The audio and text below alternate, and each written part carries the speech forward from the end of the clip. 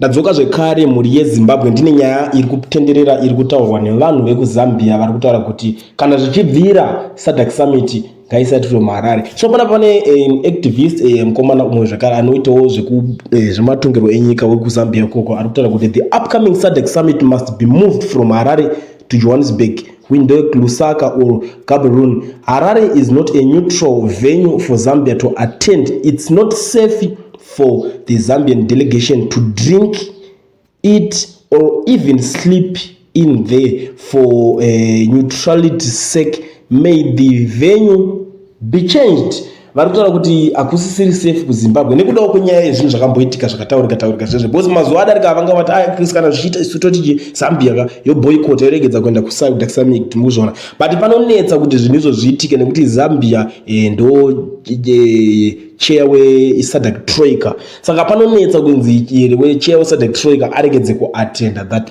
summit mazvona. So ipapo ndo pari kunzi nevamwe vanhu vemuZambia vakawanda kuti ayo kana zvichiita ngaichingochinjwa venue yoitirwa kune imwe nyika kuitira kuti vanhu veZambia vave safe pazvinhu zvavo. But muri yeZimbabwe ininiwo ndiri mutauri wenyaya chete, handina pfuma, handina bakatwa, ndo nyaya ndangooneka kubatira nhasi ndichikuzivisai zvimwe zvezvinhu zvinenge zvichitaurika.